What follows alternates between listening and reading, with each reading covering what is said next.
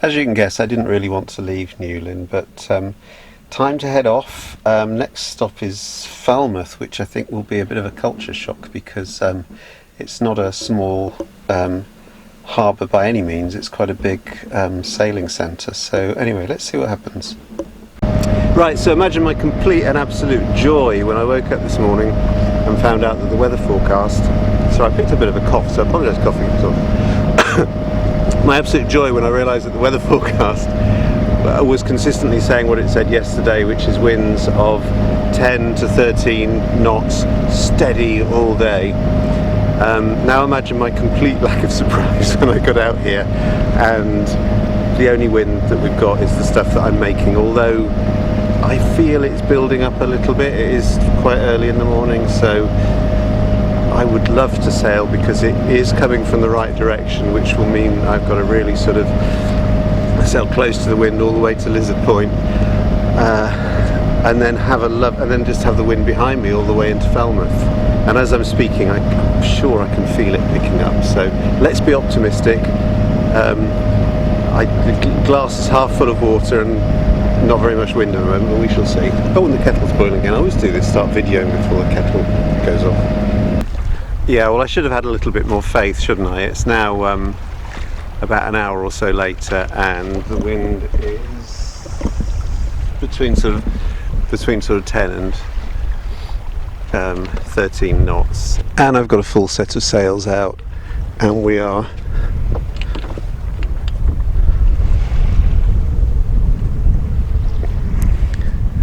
bobbling along quite nicely. So if this stays the way that it is, and I hope that it does, shall I say something nice about the sea feather again? Don't need to, it's absolutely fantastic, look at that. If it stays like this, I'm going to have a nice following wind to take me into Falmouth, so I could not be more delighted at the moment, but I don't want to tempt the weather gods yet again. Right, just passing this huge great tanker Navios, which if I can zoom in a little bit and keep it steady, you can see it's floating very high out of the water. So what do they call it? Is it waiting instruction or waiting orders or something? Which basically means we're going to wait for somebody to pay to fill us up. Wind got a little bit fluky. I pulled in a little bit of the foresail, and we're sort of motoring along now fine. Looks like we're actually going to hit that, but I'm just sailing to the wind, and when we get a little bit closer, that's Lizard Point there, then I'll adjust things a little bit. So quick status update on our way from Newlyn to Falmouth. I had set a waypoint which I've kind of missed out on by Lizard Point because the wind was in a slightly different direction, but it does mean that if I keep on this course, then I simply need to do a tack, and then although I'll be a couple of miles off course, I get a little bit more sailing in today. There's been a sailboat who you may or may not see over on the horizon, I'm not sure. It's been tracking me for quite some time. We're more or less on the same course, and I'm kind of guessing that he's also going to be doing the same thing as me. Now what I'm going to do is I'm going to wait until Manacles is at the Manacles, it's my next waypoint is at 90 degrees off the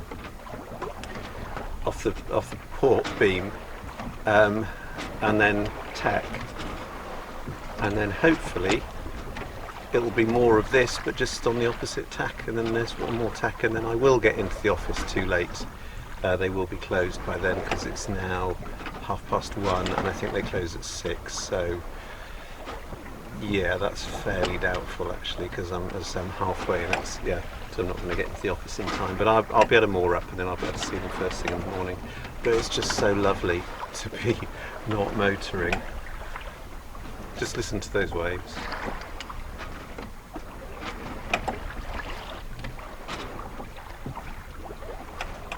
This is, I've got 7.6 knots of wind. We're going along at about 2.5, 3 knots.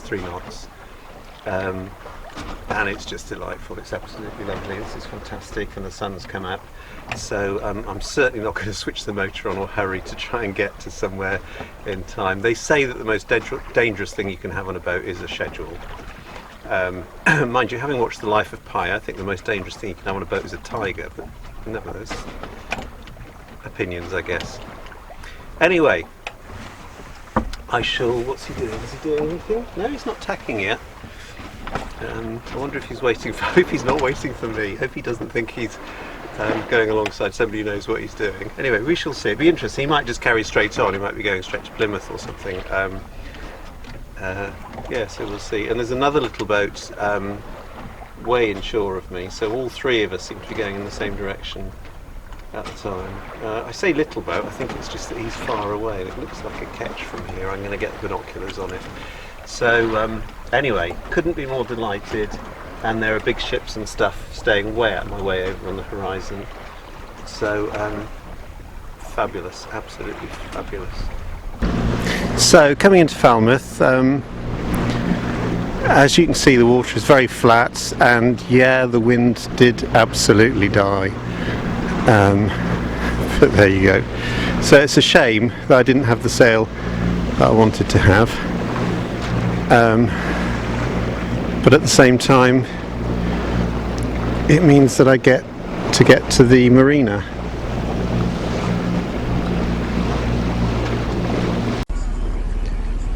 So this is Falmouth. It's kind of boat soup here, to be quite honest. It's I'm not used to having this many boats, and this is just one of the marinas, and it's not even the one that I'm actually berthed at. And there are moorings outside as well. So here's the view from the top of the Maritime Museum. I'll do a sort of panorama, walking around.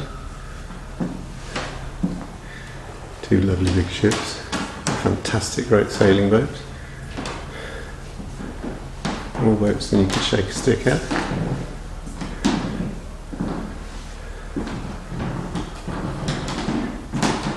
It's kind of towny bit. And there's literally a restaurant every yard. And there's the visitors mooring.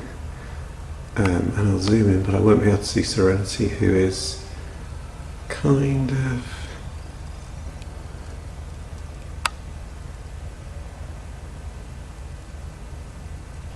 there-ish somewhere.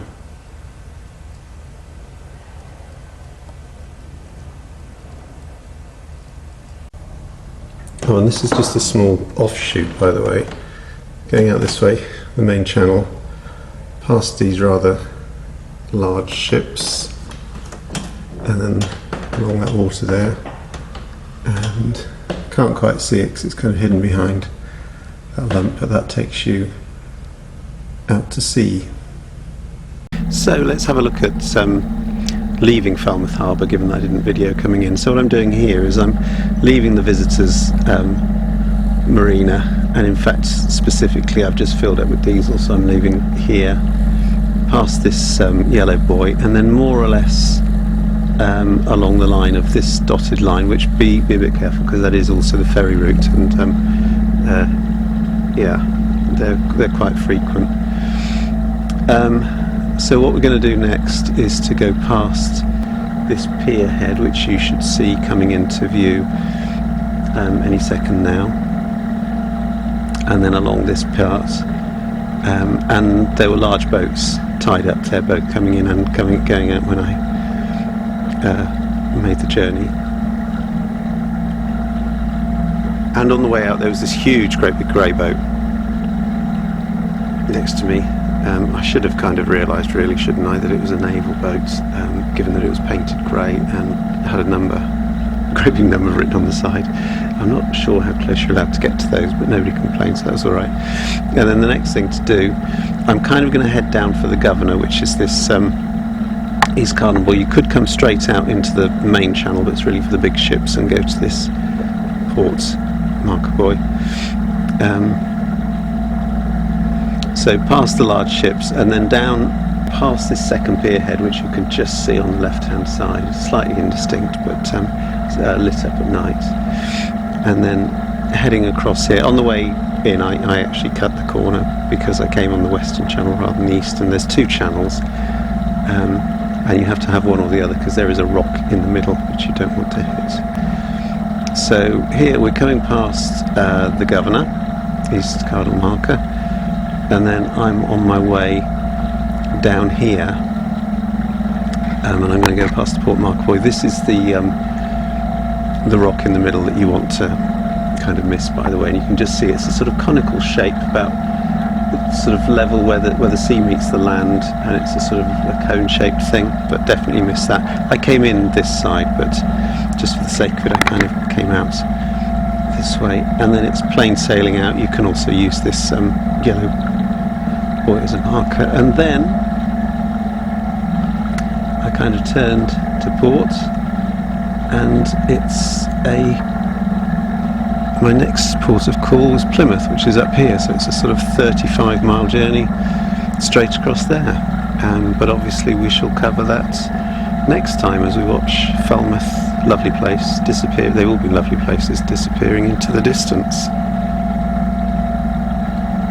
Like Newlyn, I had only intended to spend one night at Falmouth, and I think the lesson really is at least 2 if not 3 days everywhere, because everywhere I've visited so far has been a really interesting place and well worth seeing. So I think for the future I'm going to definitely try and stop over more than one night if I can.